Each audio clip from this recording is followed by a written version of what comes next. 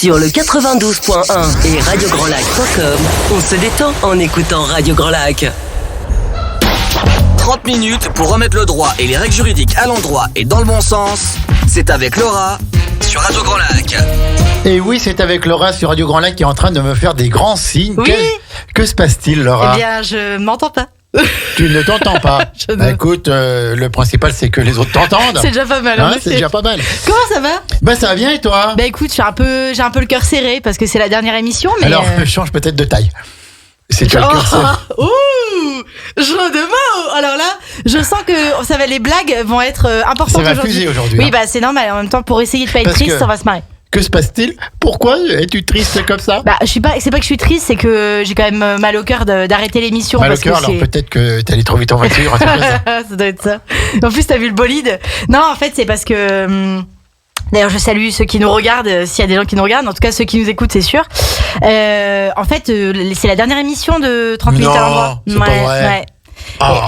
Parce que en fait on a une asso qui s'appelle Mango Media avec le petit Et alors reporter Il dit on qu'ils voient pas le rapport. et il y a un rapport parce que l'émission elle est en lien avec une formation qu'on fait auprès des gens et en fait il y a un moment où je peux pas être aux deux endroits en même temps et que j'aimerais bien un jour avoir un salaire.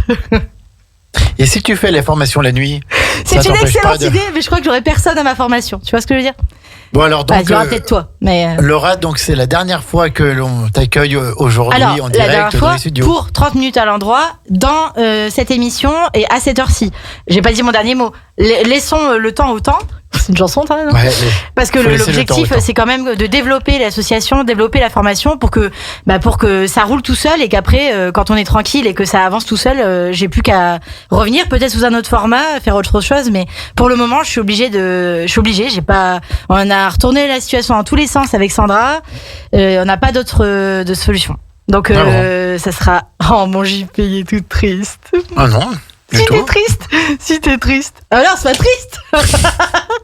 Donc voilà. Laura, 30 minutes à l'endroit pour remettre dans le droit chemin les règles de droit. C'est ça. Pour faire comprendre un petit peu à tonton Maurice, à tonton André. Roger, tout ça, que il y a qu'à Faucon, qu'il y a des règles de droit.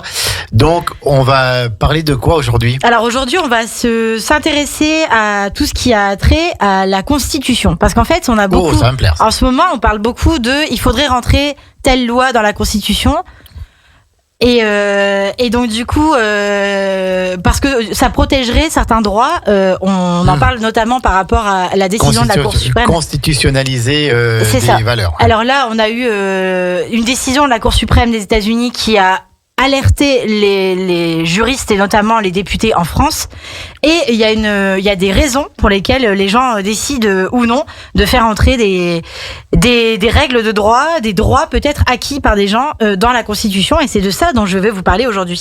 En fait, pour leur donner une valeur suprême qui s'imposerait ensuite à toutes les Exactement. lois. Hein. Et c'est surtout pour éviter que n'importe quel gouvernement qui arrive au pouvoir décide un jour de supprimer certains droits, comme ça a pu être le cas dans d'autres pays, en fait.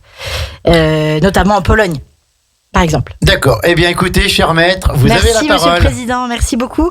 Alors, en effet, vous vous souvenez peut-être que pendant la campagne des présidentielles 2022, il y a déjà une des candidates qui s'était un peu emballée en promettant un débat sur la peine de mort, voire un référendum, alors que celle-ci est inscrite dans le bloc de constitutionnalité. Après 1971. Exactement. 16 juillet. La candidate a rétro-pédalé parce que comme elle était avocate quand même à un moment donné, elle s'est dit ah ben non en fait on peut pas. Mais c'était quand même un argument massu et elle est quand même arrivée au second tour et aujourd'hui de son groupe 89 personnes sont députées à l'Assemblée nationale. Donc il est possible quand même qu'à un moment donné, donc c'est la candidate du Front National, du Rassemblement national, il est possible quand même qu'un jour n'importe quel parti arrivant au pouvoir n'étant pas d'accord avec certains droits décide, on fait pas de politique hein, mais Bien sûr. simplement on explique que parfois, on n'est pas d'accord et qu'on a des idées, on se dit ah bah non ça, on devrait remettre le service militaire obligatoire. Alors qu'il y en a qui sont pas d'accord. On devrait faire un débat ou un référendum sur la peine de mort, alors que il y en a qui sont pas d'accord. Alors, tu vois. Justement, sur la peine de mort, cette candidate a dû oublier que la France avait signé en 1949 la Convention de sauvegarde des droits de l'homme et des libertés fondamentales qui interdit maintenant tout recours à la peine de mort. Exactement. Et c'est pour ça que... Bonjour. Il y a le direct en même temps. Il est beau, il y a la télévision. Oui, on est en direct également sur la page 30 minutes à l'endroit. Et c'est Sur Sandra Facebook. qui est en train de se faire mal au bras à nous filmer parce que mon téléphone est trop gros pour... voilà, titre. Pour le pied. Je finis ma phrase. Hein. Titre, d'accord. Et donc, la candidate, donc, elle a rétropédalé. Alors que, comme tu viens très justement de le dire, la France est soumise en fait à des obligations de droit international. Et aujourd'hui, quand on assiste à la remise en cause de ce qu'on a appelé, alors justement, je vais revenir sur le droit à l'avortement. C'est un peu plus complexe que ça. Forcément. Ça c'est aux États-Unis bien sûr, mais néanmoins, comme on a vu des pays européens dans lesquels le droit d'avoir recours à l'IVG est parfois remis en cause, c'est notamment le cas en Pologne, et bien forcément on s'inquiète en France. On s'inquiète en France en se disant, ça se trouve, demain, il y aura un nouveau gouvernement, un nouveau parti au pouvoir, et c'est là que les choses vont changer. Les USA, donc comme ils ont toujours un temps d'avance et que les temps politiques sont un tout petit peu chargés dans notre pays, forcément, on peut se poser légitimement la question de est-ce qu'il y a un risque qu'un jour cette loi Veil, et d'ailleurs clin d'œil aujourd'hui, c'est l'anniversaire de la mort de Simone Veil. Tout à fait, le 30 juin. Et donc ça fait quelques années maintenant, ça va faire 5 ou 6 ans. Mais en tout cas, ce qui est sûr, c'est que ça tombe vraiment pile poil le bonjour pour parler de ce sujet. Parce que Simone Veil, à l'époque où elle fait passer la loi, il me semble qu'on est sous Giscard d'Estaing. Oui, tout à fait. Et en réalité, c'était pas gagné d'avance. Ministre Jacques Chirac. Et c'était pas gagné d'avance de faire passer cette loi. Au contraire, elle a été huée, elle a été sifflée, elle a été insultée.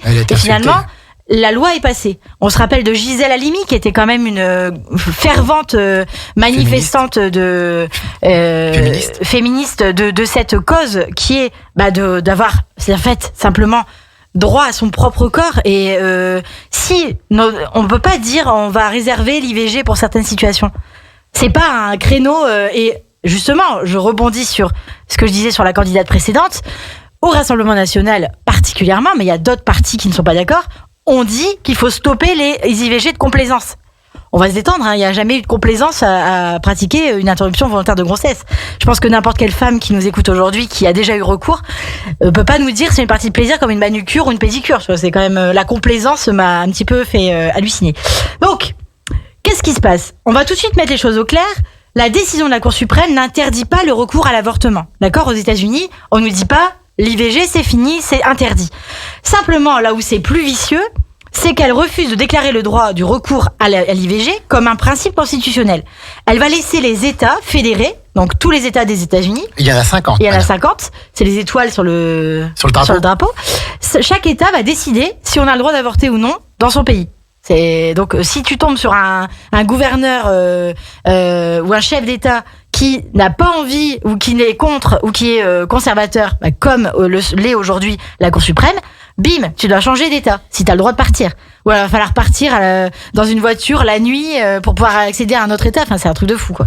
Donc, elle laisse donc les États fédérés la compétence de réglementer l'avortement comme ils le souhaitent. C'est toujours autorisé, chaque État va gérer ce droit comme il l'entend. Ce n'est plus protégé par le 14e amendement de la Constitution des USA, comme on a pu le penser depuis les années 70. Parce que leur loi, elle date de notre loi. C'est quasiment la même période. Donc, c'est quand même un des arrêts les plus importants de l'histoire de les institutions depuis 1790. Et c'est une grosse victoire pour la droite religieuse américaine. C'est totalement à contre-courant de la tendance mondiale.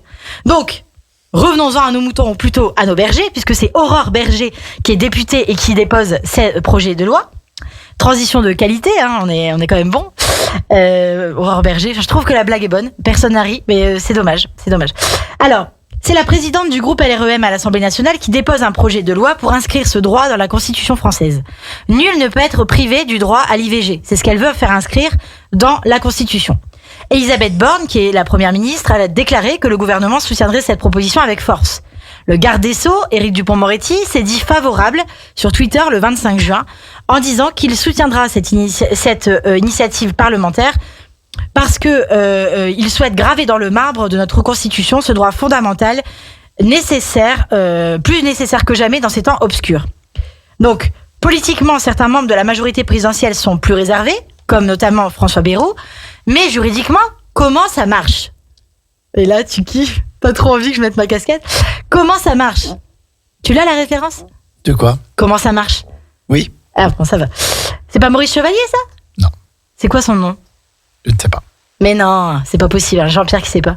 La révision de la Constitution s'opère par l'application de l'article 89 de la Constitution. Ah, ça y est. La Constitution, c'est le mot magique, du pays se réveille. J'arrive. J'adore. Alors, il y a 2 modalités possibles. Tu les connais par cœur ou je peux les dire ? Le congrès ou le référendum. Exactement. Soit on Le fait une congrès révision Versailles. par référendum, donc le président de la République ou les députés déposent un projet de loi, il est examiné et voté en termes identiques par les 2 assemblées, et ensuite, une fois que tout ça s'est fait, donc dans 10 ans, il est soumis... Non, ça va vite, ça. Non, mais enfin, ça va vite, ça allait vite à l'époque où tout le monde est d'accord. Là, personne n'est d'accord, hein, je te rappelle. Là, on est dans un banquet de Gaulois. Voilà. Personne n'est d'accord. Quoi ? Il est pas prêt, mon poisson ? Qu'est-ce qui se passe ? Bim ! Voilà, le barde, on le tue, on le met dans l'arbre, tu vois. C'est, voilà. On ne le tue pas, le barde, on le ligote. On le ligote et on le bâillonne, Et surtout, on le très bâillonne. important. Comme le jambon. Je viens de le dire, j'ai pas eu le temps de prendre mon souffle. Donc le texte est soumis par référendum au peuple français une fois qu'il est bien, tout le monde est d'accord. De l'autre côté, on a la révision par le vote des 2 assemblées réunies en congrès. 315 députés et sénateurs doivent voter. 315, non, 577 députés et 329 sénateurs. Ouais, je pense que j'ai mis Ça fait 300. Non, si, il faut les 800. 3/5e. Ah oui. Donc c'est tout pour à ça fait. 315. À la majorité des Ah. 3/5e. Et qui préside le congrès ? Eh ben, j'ai un doute. C'est le président de l'Assemblée nationale. Ouais, tout à fait. Enfin, là, c'est la présidente. Maintenant, tout à fait, c'est Pour la première fois. Ce n'est pas le Sénat qui préside, bien que ce soit le 2e personnage de l'État, mais c'est l'Assemblée nationale. C'est celui qui risque de prendre la place du président de la République s'il lui arrive quelque chose. Surtout. Ah, ça c'est le Sénat, ça. Oui, le président du Sénat. Tout à fait. Et donc, du coup, on a une présidente pour la première fois. C'est Yaël Bravo, Baron Pivet. Oui, voilà. Ça, qui est la première présidente de l'Assemblée nationale de l'histoire de la Ve République. Non, de l'histoire de la République depuis 1789, il n'y en a jamais eu. Depuis l'appel, le serment du jeu de paume du 17 juin 1789, où le tiers-état se constitue en Assemblée nationale, il n'y a jamais eu de femme au perchoir. C'est vous dire si c'est pas important. Parce qu'on a une première ministre et une première présidente de l'Assemblée nationale et une première vice-présidente. Ouais. Elle est aussi, c'est une femme. Donc, là, il y a quand même une 3e voie, c'est l'article 11 de la Constitution.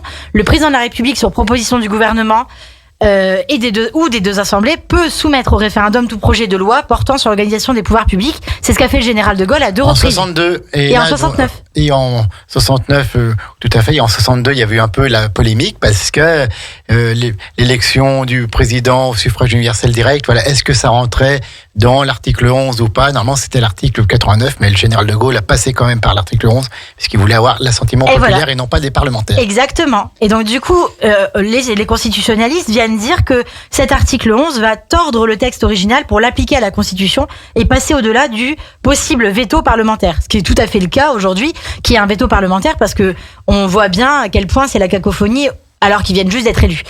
Donc, les constitutionnalistes sont partagés et je vais vous en parler après la pause musicale. J'arrive à faire un teasing de fou pour que vous reveniez après, en fait. On y va ? On y va. Donc, c'est quoi ta pause musicale ? C'est Axel Red, Restez femme. Je pense que ça me paraît pas mal. Eh ben, on y va tout de suite. Ne partez pas. 92.radiograndlac.com. C'est The Last, but not the least, of Laura Campisano. On revient tout de suite. À Aix-les-Bains, à Chambéry et bien plus encore, Radio Grand Lac vous accompagne sur le 92.1 FM. 30 minutes pour remettre le droit et les règles juridiques à l'endroit et dans le bon sens. C'est avec Laura sur Radio Grand Lac. Laura sur Radio Grand Lac qui nous parle ce matin de la Constitution. Ouais, la Constitution, mais française. Du coup, désolé. Avec l'accent espagnol, mais française. Voilà. Et donc, tu nous parles un peu des lois à intégrer dans la Constitution, dans ce qu'on appelle le bloc de constitutionnalité, qui, entre parenthèses, pour le moment, reprend le préambule de 1946, reprend le préambule de 1958 et reprend l'ensemble des textes votés par la Troisième République au début de 1900, notamment la liberté religieuse, la liberté associative, le droit de presse, le droit syndical, etc., etc. Tous les grands principes reconnus par la République font partie du bloc de constitutionnalité reconnu par le Conseil constitutionnel le 16 juillet 1971. C'est ça, exactement. Ouais. Et d'ailleurs, dans ce bloc de constitutionnalité, on retrouve également l'interdiction de la peine de mort. Et donc aujourd'hui, il y a certains députés, je vous disais juste avant la pause musicale, que... Pourquoi est-ce qu'il y a l'interdiction de la peine de mort dans le ça a été rajouté dans le bloc de constitutionnalité pour pas que qui que ce soit puisse y toucher. C'est l'objectif. En sachant que ça se touche quand même, mais c'est vrai que ça lui donne plus de force. C'est plus compliqué, quoi. Tout à fait. Voilà. Et donc, les constitutionnalistes aujourd'hui sont partagés sur le fait de faire entrer ou non le droit au recours, parce que c'est ça la vraie phrase, le droit au recours à l'interruption volontaire de grossesse dans la Constitution. Par exemple, Bruno Daugeron, qui est professeur de droit public et constitutionnaliste à Paris Descartes, s'inquiète de la constitutionnalité de la politique.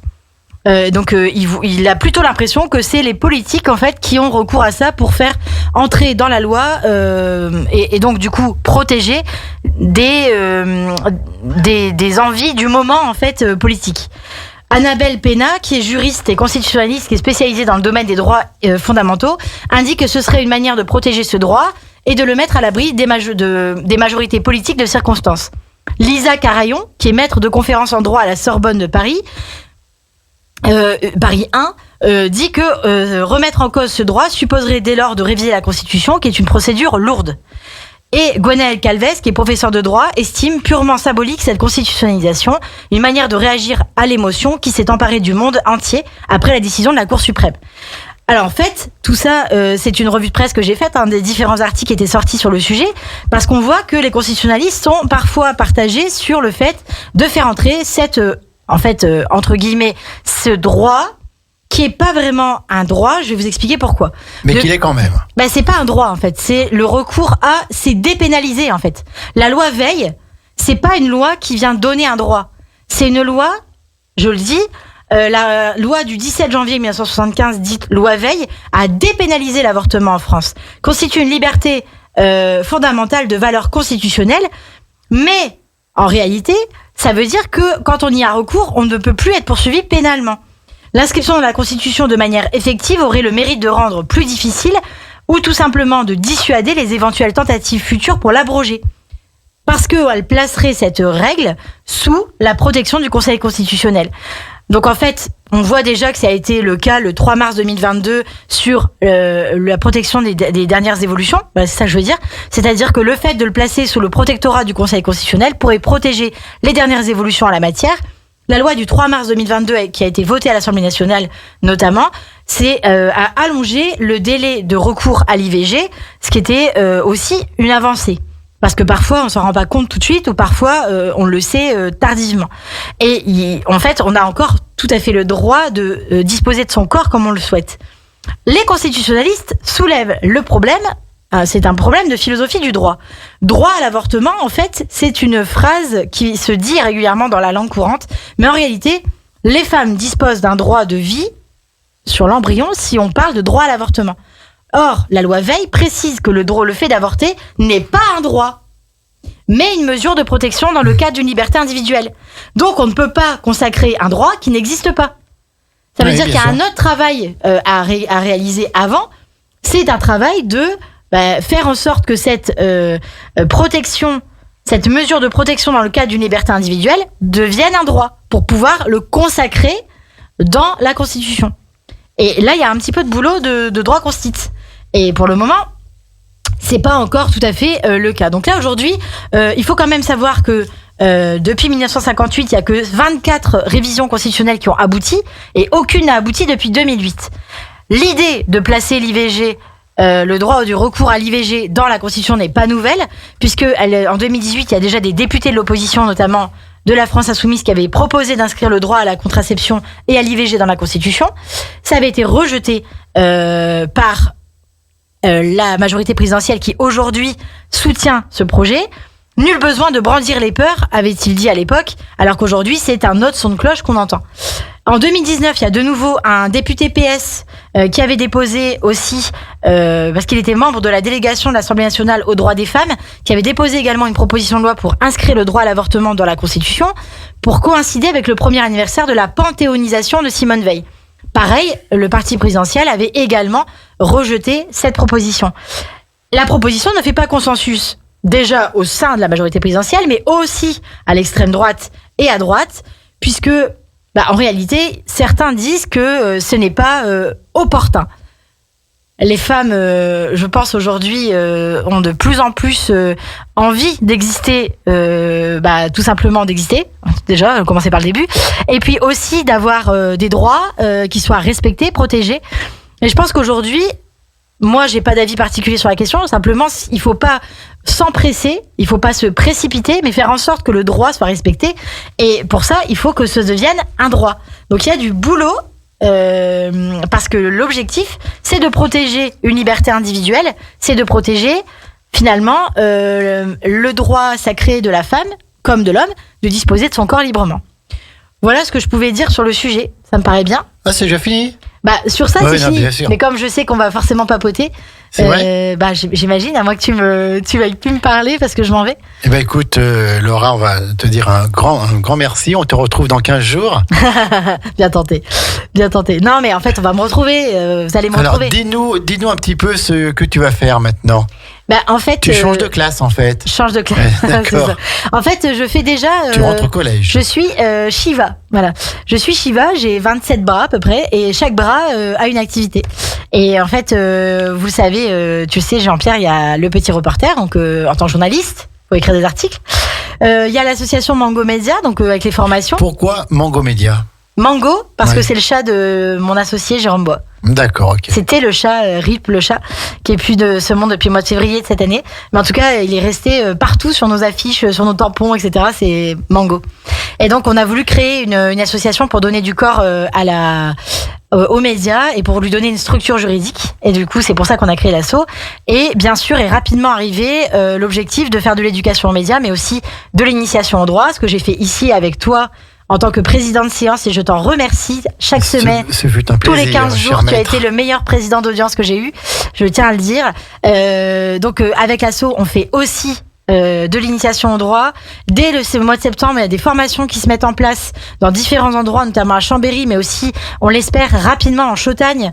J'espère bientôt aussi dans l'avant-pays savoyard. Le plus possible, je tape à toutes les portes, à Chambéry-le-Haut, bien sûr, mais aussi, on l'espère, du côté de la Biole. S'ils nous écoutent, j'espère qu'ils vont se souvenir que j'existe. Les Biolans, bien sûr. Et bien sûr. Et voilà. Donc, du coup, on fait ça également. Et on a aussi 6 seniors, qui est notre agence éditoriale avec lequel on a de plus en plus de projets qu'il faut rédiger, écrire, corriger.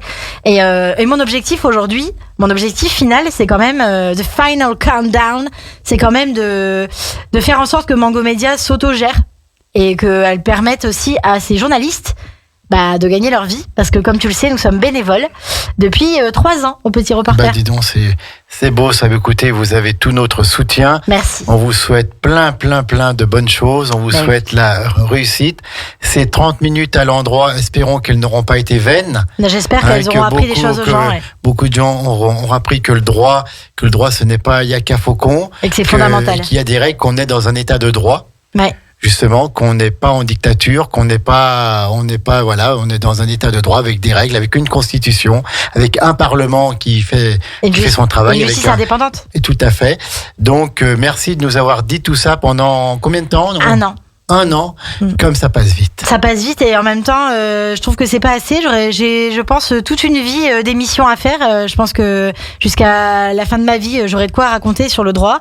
J'invite les gens qui nous écoutent à aller en audience au tribunal judiciaire de Chambéry ou partout où il se trouve pour voir comment la justice est rendue dans notre pays et constater que la justice n'est pas laxiste, voir à quel point le travail est fait, essayer de comprendre comment ça fonctionne, et puis aussi à venir sur nos événements où on parlera encore de droit, de citoyenneté, d'éducation aux médias.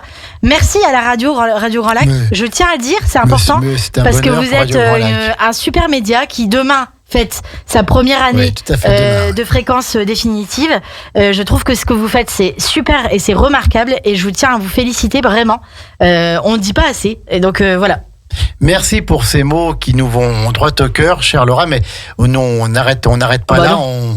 On va se continue et peut-être bien que dans quelques temps, Ah bah j'espère bien. quand tu auras assis un peu plus ta situation, eh ben, tu reviendras nous voir. Ah bah, avec grand plaisir. De toute façon, j'ai dans la tête. Je pense que j'ai au moins 3 concepts à vous proposer. Donc Bon, bah alors c'est voilà. parfait. Donc on se voit bientôt. C'est parfait. Merci Laura. Merci. Ce soir à 18h, c'est Sullivan pour les mots d'IMO.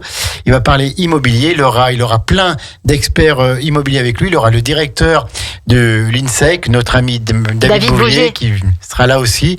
Ça va être super de 18h à 19h ce soir. Et puis demain à midi 6, juste après le flash info de Maxime, c'est Vu autrement avec notre ami Jérôme Louveton, qui sera là aussi. En tout cas, merci à toutes et à tous pour votre fidélité. Et oui, demain, le 1er juillet, on fête le premier anniversaire du 92.1 FM. Ouais. Le premier anniversaire. Et depuis, on est étonnés, on est touchés par votre écoute, par votre fidélité, qui fait de Radio Grand Lac une grande radio. Complètement. Merci notamment J'ai eu la chance d'être voilà. de faire partie Exact, de mais j'en fais toujours cette partie. famille.